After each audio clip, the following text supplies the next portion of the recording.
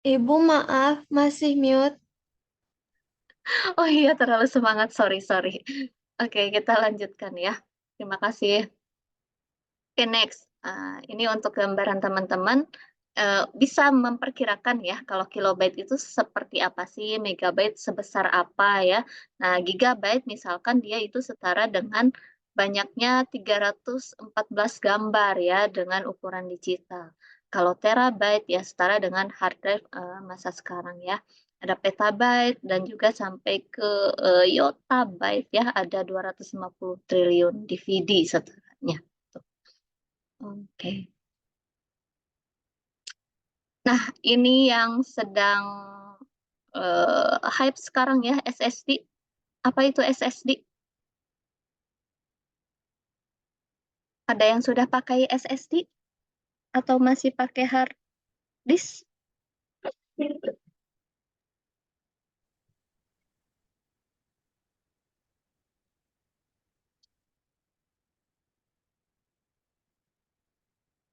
Nggak ngeh ya, nggak ngeh penyimpanannya pakai apa nih, SSD atau hard disk nih.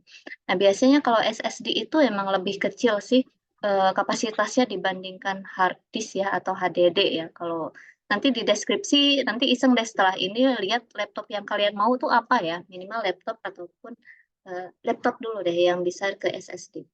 Laptop yang kalian mau tuh apa? Coba lihat di sana spesifikasinya. Apakah dia pakai HDD atau hard disk ataupun SSD ya. Walaupun lebih kecil kapasitasnya, tapi cara kerja atau pemrosesannya si SSD ini lebih cepat ya, lebih cepat dibandingkan hard disk ya. Oke, jadi bisa menulis dan menyimpan data secara cepat ya, karena pemrosesan datanya bisa dilakukan dengan proses digital ya. Kalau hard disk masih pakai piringan cakram ya, jadi dia masih membutuhkan power supply ataupun listrik yang besar dan juga dia lebih sering panas juga dalam pemrosesannya. Tapi kalau hard disk dia prosesnya sudah digital ya.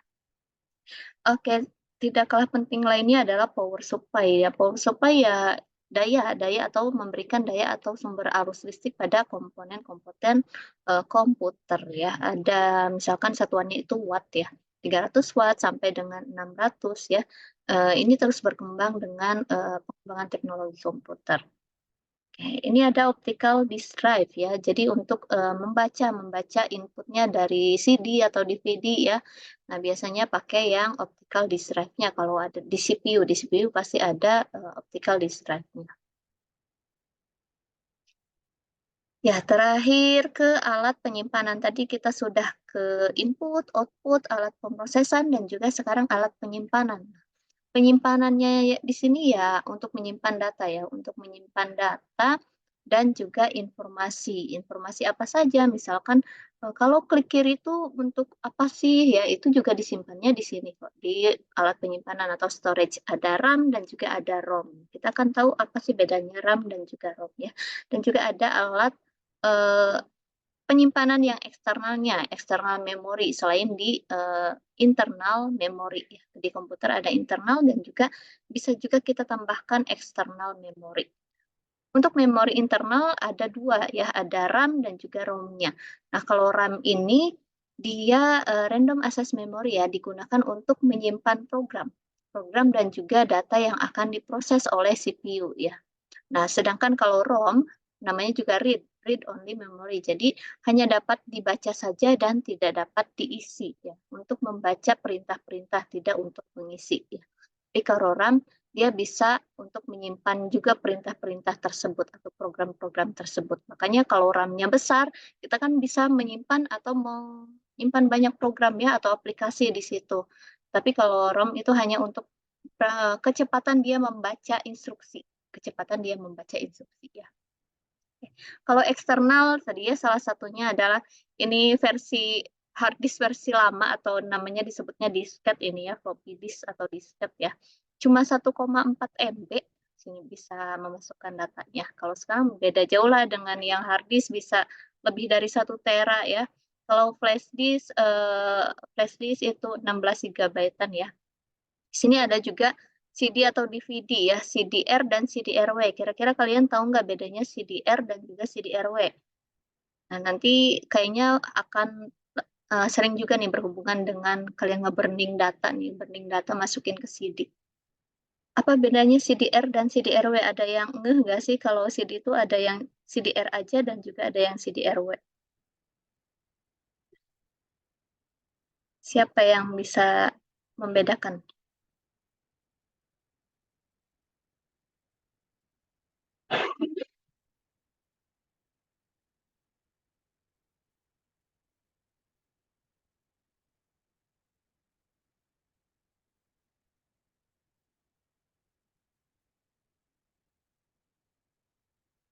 Belum tahu. Kalau belum tahu dijelaskan. Kalau udah tahu ya nggak usah. Belum Belum tahu. tahu, Bu. Belum tahu, tapi ngeh nggak ada bedanya yang CDR sama CDRW? Belum ya. Oke, ini karena dulu pengalaman sih, pengalaman kalau nanti di akhir itu kan kalian skripsi ataupun tugas output tugas akhir lainnya itu ada dimasukkan ke dalam CD ya, ke dalam CD. Nah, di sini kalau untuk CDR ini kalian cuma bisa memasukkan satu atau nge-burning satu kali ya. Nge-burning satu kali dan tidak bisa mengedit lagi ya. Jadi sekali burning ya udah satu untuk satu kali burning itu, satu kali memasukkan data ke CD. Tapi kalau CDRW read and write ya, read and write berarti kalian bisa mengedit tuh kalau sudah di burning bisa ada yang dihapus, ada yang ingin kalian tambahkan lagi itu masih bisa ya beberapa kali kalau RW. Tapi kalau CDR cuma read aja ya CD untuk membaca aja yang sudah kalian burning atau masukkan ke CD tersebut. Jadi kalau misalkan disuruh atau mau nge-burning lebih baik ya yang di CDRW, tapi kalau terlalu private filenya ya mending CDR ya, CDR.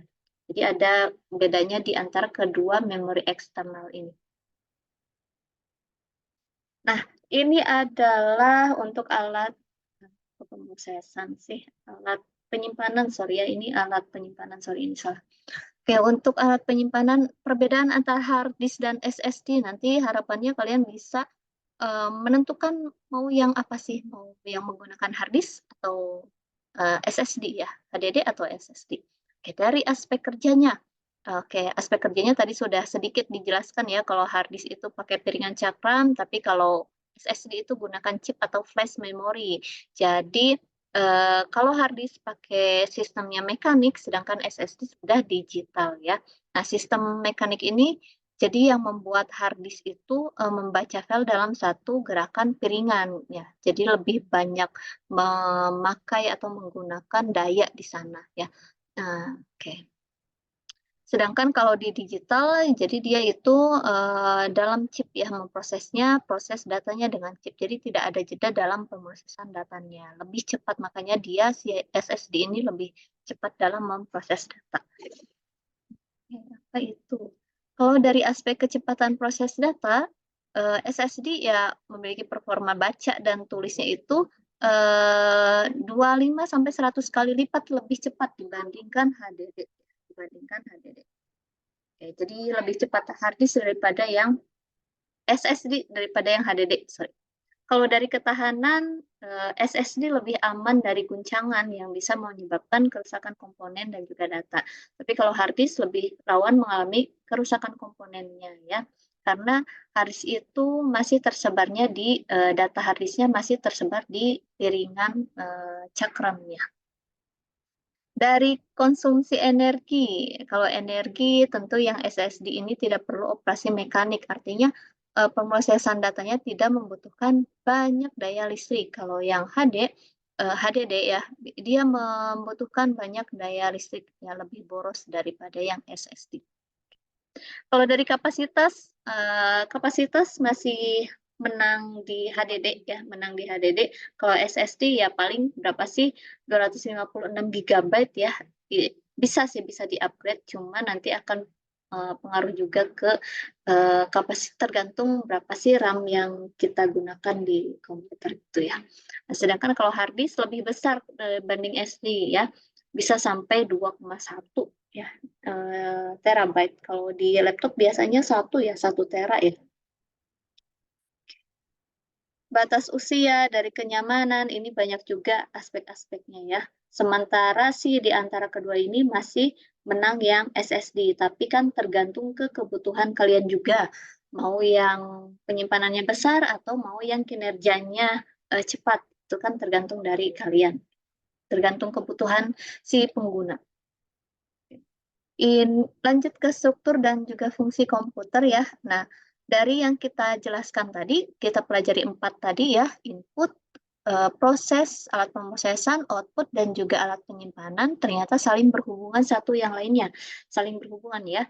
Dari input device akan masuk ke I/O ports atau input-output ports ya. Di sini akan ditransfer dulu nih dari input yang kita masukkan, ditransfer ke bahasa komputer ya, ditransfer ke bahasa komputer. Nah, menggunakan database ya, database ini akan dikirim ke CPU ya, CPU. Nah, CPU ini ada CU dan juga ALU tadi ya, bisa diproses di CPU. Tapi CPU juga memerlukan akses ya, memerlukan akses dari memori. Dia sebelum melakukan perintah mengerjakan pemrosesan, dia berinteraksi dulu dengan memori ya. Sebetulnya itu perintah untuk apa? Nah, yang bisa menjelaskan itu hanya di memori. Hanya di RAM tadi ya, RAM dan ROM-nya. Di ROM. Kalau membaca perintah berarti ada di ROM, seperti itu. Nah, CPU tidak bisa mengerjakan pemrosesan kalau tidak nanya ke memori, jadi dia tergantung banget ke memori ya. Ada tadi kan penyimpanan programnya, penyimpanan perintahnya ada di memori semua instruksinya. Jadi kenapa memori juga jadi hal yang perlu kita pertimbangkan ketika ingin membeli atau membeli laptop ya ataupun komputer HP nanti. Dari memori akan dibalikan lagi ke CPU ya, balik lagi ke CPU itu ternyata perintah ini tuh untuk print misalkan. Nah, baru CPU masuk lagi ke I/O ports tadi ya, I/O ports tadi baru bisa ke output device ya. Jadi untuk pemrosesan atau alur informasinya dari data bus dan juga control bus dan juga address bus gitu ya. Jadi ke berapa ini? 1, 2, 3, 4, 5, 6, 7, 8 ini saling berinteraksi satu sama yang lainnya. Itu secara umumnya ya, secara umum tentang struktur dan juga fungsi dari komputer ya, sistem dari struktur dan fungsi komputer. Ini yang perlu teman-teman pahami dari semua yang kita sudah bahas tadi ya, interaksinya. Ini ada penjelasan-penjelasannya ya, penjelasan dan juga fungsinya nanti. Oke, untuk database misalkan dia untuk jalur-jalur pemindahan datanya ya, jalur-jalur pemindahan datanya. Kalau address bus itu menandakan lokasi sumbernya. Misalkan tadi input tuh dari mana sih sumbernya ya, itu dari address bus. Kalau control bus ini untuk mengontrol penggunaan serta akses ke database ataupun address bus ya. Jadi dikontrol nih dia harus melalui database atau ke address bus. Yang paling penting adalah interaksi antara semua komponen ini. Oke, untuk lebih mudah dipahaminya, kita akan tolong disimak videonya karena di video ini menjelaskan bagaimana sih sistem komputer itu berjalan. Walaupun ini video untuk nanti output akhirnya adalah kalian bisa memilih, kalian bisa mempertimbangkan memilih komputer mana atau HP mana yang ingin kalian beli, tapi di sini tersedia bagaimana sistem itu berjalan, bagaimana interaksi antara input, pemrosesan, dan juga memori, dan juga output di sini ya. Tadi suaranya udah ada belum ya? Sudah sempat ke play sedikit tadi?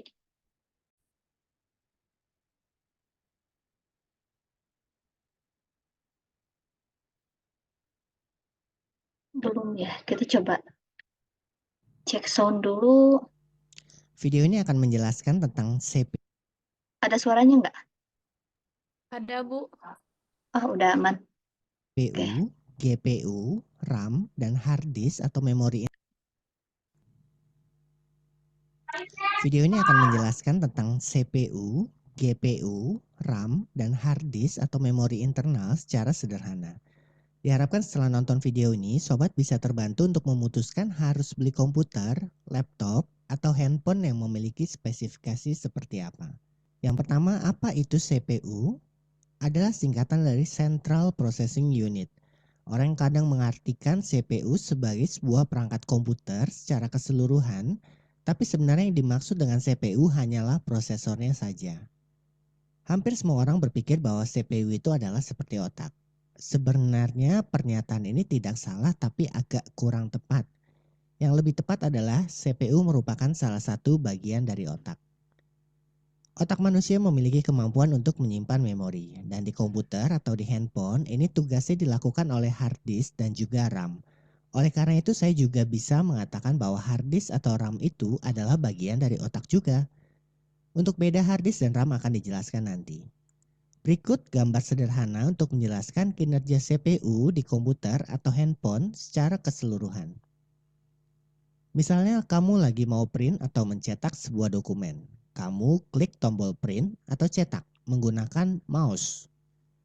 Untuk memudahkan, misalnya klik dari mouse itu saya gambarkan sebagai data berbentuk segitiga. Di sini hanya untuk memudahkan saja, jadi bukan berarti ada data yang bentuknya segitiga.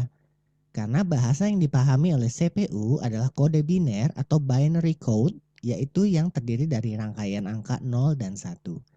Jadi saya katakan saat saya klik mouse, muncul data berbentuk segitiga hanya untuk menyederhanakan daripada saya harus bilang saat saya klik mouse akan muncul kode 010010 sekian.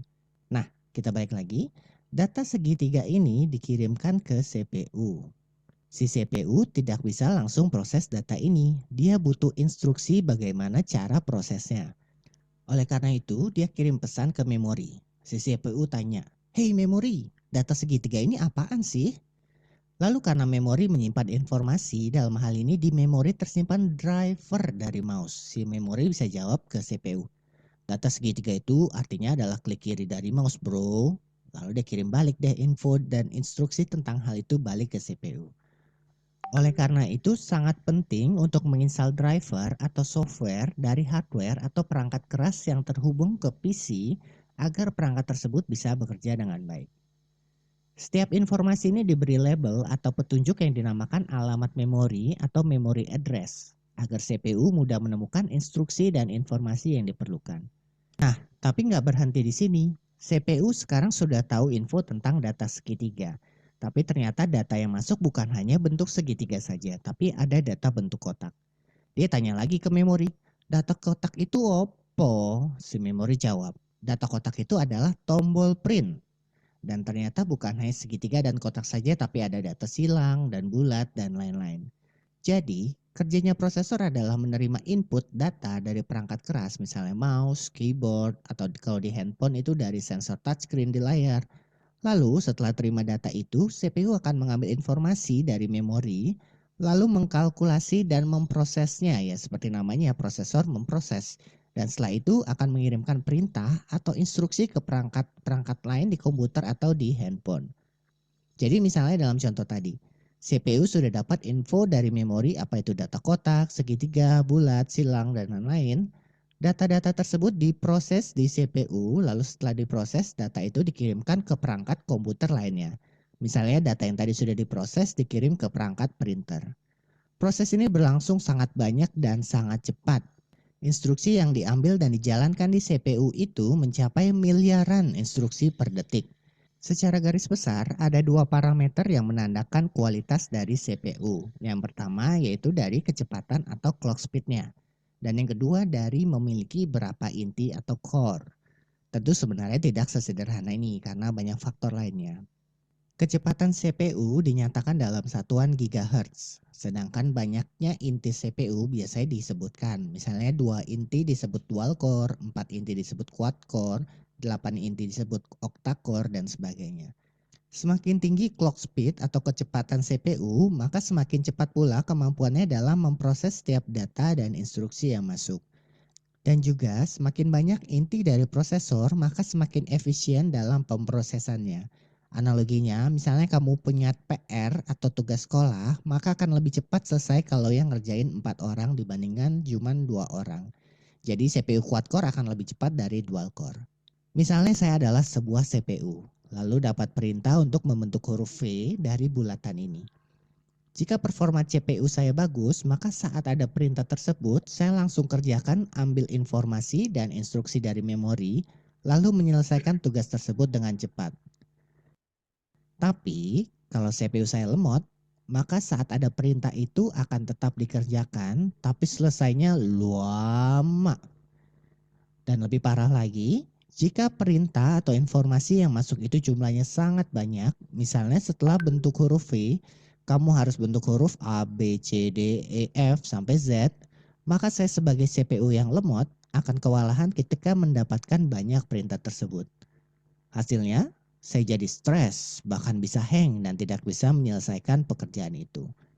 Sebuah aplikasi yang kompleks atau berat membutuhkan CPU yang pintar dan cepat. Oleh karena itu, di setiap program komputer khususnya, biasa tertulis minimum requirement atau spesifikasi minimum CPU yang diperlukan untuk bisa menjalankan sebuah program. Lalu sekarang kita bahas GPU. Ini bukan gosok pijat urut ya, tapi singkatan dari Graphic Processing Unit. Fungsinya sama seperti CPU, yaitu memproses data dan instruksi, tapi memiliki tugas lebih spesifik, yaitu untuk mengolah grafis atau gambar. Setiap komputer atau handphone pasti memiliki GPU. Kalau tidak ada GPU, maka pengguna tidak akan bisa melihat apa-apa di layarnya. Misalnya kamu menekan tombol rekam video atau kamera di handphone, data input tersebut dikirim ke CPU. Lalu CPU membagi ke perangkat ponsel lainnya, entah ke modul kamera, ke mikrofon, dan saat bersamaan juga mengirimkan ke GPU. Lalu di GPU diproses dan ditampilkan ke layar ponsel. Lalu ada lagi istilahnya APU, yaitu singkatan dari Accelerated Processor Unit. Ini sebenarnya adalah gabungan GPU dan CPU. Tujuan penggabungan ini adalah efisiensi konsumsi daya, tempat, dan juga biaya. Tapi APU biasanya memiliki performa lebih rendah jika dibandingkan GPU dan CPU yang terpisah. Kalau di handphone, biasanya CPU dan GPU bersamaan dengan komponen lainnya seperti Wi-Fi, penangkapan sinyal atau digital signal processing, dan lain-lain, digabungkan ke dalam satu kesatuan yang dinamakan SoC atau System on Chip. Mengenai lebih penting mana antara GPU dan CPU akan dibahas lagi nanti. Sebelumnya sudah dijelaskan bahwa agar CPU bisa bekerja, dibutuhkan informasi dan instruksi yang tersimpan di memori. Memori ini terdiri dari RAM dan hard disk. Kalau di ponsel sering disebut internal memory atau ROM. Berikut beda RAM dengan hard disk atau ROM. RAM itu bisa diibaratkan sebagai sebuah meja. Ini anggap saja adalah sebuah meja. Sedangkan hard disk atau memori internal itu adalah seperti laci yang terletak di bawah meja. Setiap kali kita buka aplikasi, CPU membutuhkan informasi dan instruksi yang tersimpan di hard disk. Nah, info dari hard disk ini diletakkan di RAM terlebih dahulu. Kenapa harus diletakkan di RAM dulu? Karena kecepatan RAM jauh lebih cepat dibandingkan hard disk. Sama seperti kita lebih mudah dan cepat baca dokumen yang diletakkan di atas meja dibandingkan yang masih disimpan di laci. Apa signifikansi pengaruh RAM dengan performa komputer atau handphone secara keseluruhan? Kalau misalnya kamu cuma butuh buka sedikit aplikasi dan aplikasinya ringan, maka kamu pakai RAM yang besar dengan RAM yang kecil, nggak ada bedanya sama sekali. Itu tidak akan mempercepat komputer sekalipun RAM kamu luar biasa besar. Bisa dibilang kamu mubazir beli meja yang besar tapi dipakai buat naruh dokumen sedikit. Tapi bedanya kalau kamu punya banyak aplikasi sekaligus, maka akan lebih efektif kalau punya RAM yang besar. Misalnya RAM kecil hanya muat 4 aplikasi. Saat buka aplikasi kelima, dia harus tutup aplikasi satu dulu. Lalu, kalau mau balik ke aplikasi satu, dia harus tutup aplikasi 2 dulu. Dan proses ini akan memakan waktu karena kecepatan hard disk jauh lebih lambat dibandingkan RAM. Jika misalnya komputer atau HP memiliki RAM yang besar, mereka tidak perlu menutup aplikasi 1 dan 2. Bahkan bisa buka aplikasi 5, 6, atau lebih tanpa perlu ada yang ditutup terlebih dahulu. Dan bisa bolak-balik dari satu aplikasi ke aplikasi lain tanpa ada penurunan performa. Atau bahkan membuka semuanya secara bersamaan. Selain itu, beberapa aplikasi membutuhkan RAM yang besar. Jadi kalau jumlah RAM yang dibutuhkan oleh satu aplikasi ukurannya lebih besar dari RAM yang tersedia, maka dijamin komputer atau ponsel tersebut tidak dapat menjalankan aplikasi yang dimaksud. Kalau seandainya bisa jalan sekalipun, sudah pasti akan lambat karena selalu membutuhkan mengambil data dari hard disk atau dari ROM atau dari memori internal. CPU didukung oleh RAM, sedangkan GPU atau prosesor grafis dia disupport oleh yang namanya VRAM. Untuk prinsip kerjanya kurang lebih sama saja. Tips memilih handphone dan juga komputer dilihat dari segi performanya. Pertama kita bahas tentang handphone dulu. Karena hampir semua ponsel menggunakan sistem on-chip, dengan kata lain GPU digabung dengan CPU, maka bisa dibilang kalau CPU-nya bagus, secara otomatis GPU-nya juga pasti bagus. Jadi pilihlah CPU ponsel yang sebagus-bagusnya dan disesuaikan dengan budget. Di sini saya akan bahas hubungannya CPU dengan RAM, karena ada ponsel yang CPU-nya kurang bagus tapi punya RAM yang besar. Sebaliknya, ada yang punya CPU bagus tapi RAM-nya tidak terlalu besar. Sebagai contoh, BlackBerry Aurora yang tergolong masih baru saat video ini dibuat. Ponsel Android ini punya CPU dan GPU yang tidak terlalu bagus, alias kelas menengah ke bawah lah bisa dibilang. Tapi punya RAM yang besar yaitu 4 GB. Sementara itu, banyak ponsel Android lain yang punya CPU lebih bagus, tapi RAM hanya 2 atau GB saja. Jadi, sebaiknya pilih yang mana? Semua balik lagi kebutuhan. Kalau pekerjaan sobat membutuhkan banyak buka aplikasi secara bersamaan, misalnya profesi sobat adalah jualan online yang mana butuh buka banyak aplikasi e-commerce, buka chatting di berbagai media sosial seperti BBM, WhatsApp, Line, Instagram, Facebook, dan lain-lain, maka pilihlah yang punya RAM besar. Dalam hal ini, BlackBerry Aurora cocok bagi online shopper.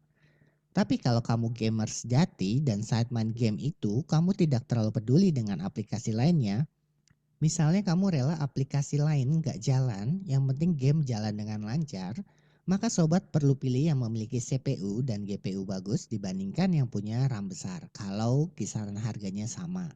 Baik lagi ke BlackBerry Aurora. Memang dari dulu sejatinya ponsel BB lebih fokus untuk kerja atau bisnis dibandingkan untuk have fun atau bermain.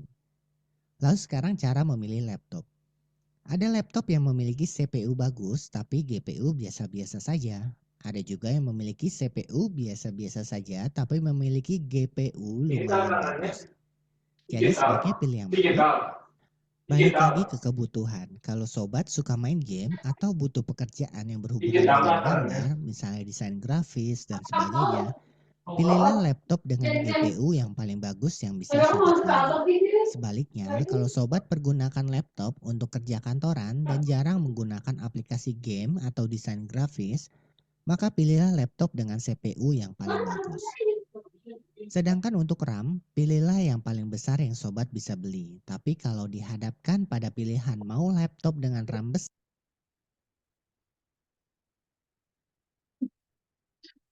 Oke,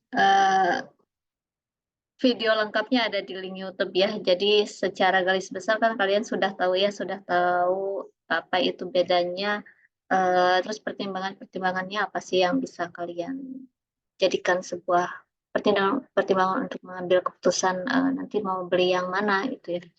Tergantung balik lagi sih ke kebutuhan teman-teman, ingin yang seperti apa untuk menunjang kegiatan apa ya, itu balik lagi ke kebutuhan seperti itu. Oke, ada yang ingin ditanyakan atau didiskusikan atau sharing? Boleh ya, yang ingin sharing juga boleh. Tapi dari penjelasan video tadi sudah cukup membantu ya. Cukup membantu bagaimana sih sistem di dalam komputer itu bekerja. Walaupun videonya 2017 memang, tapi ya anggaplah di situ dari sistemnya aja, diambil dari sistem.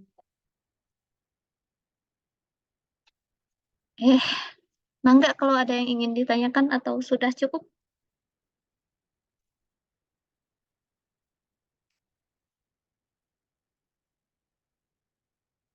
Aman? Buat sistem komputer udah tahu mau pilih yang mana?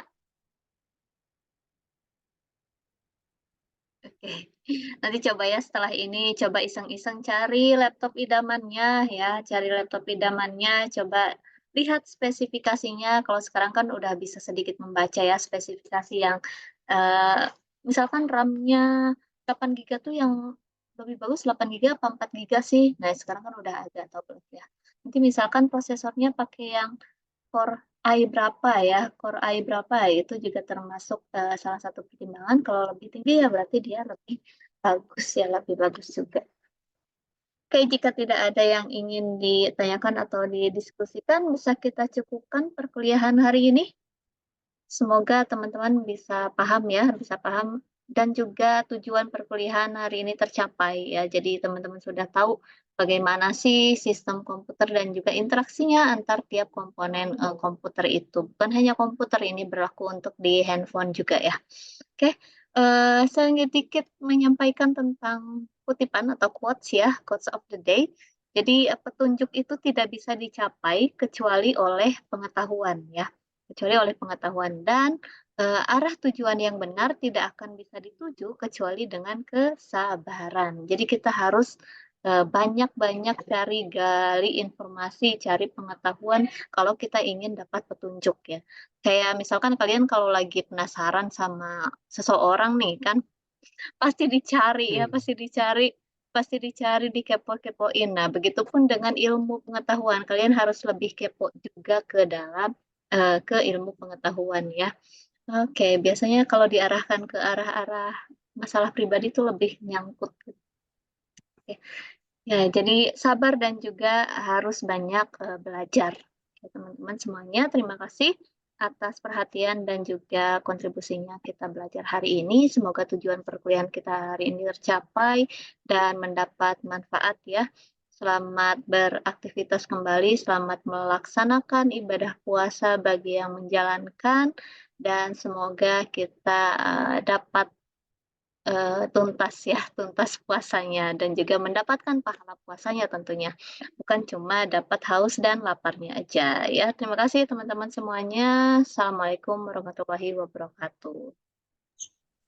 Waalaikumsalam Waalaikumsalam warahmatullahi wabarakatuh. warahmatullahi wabarakatuh.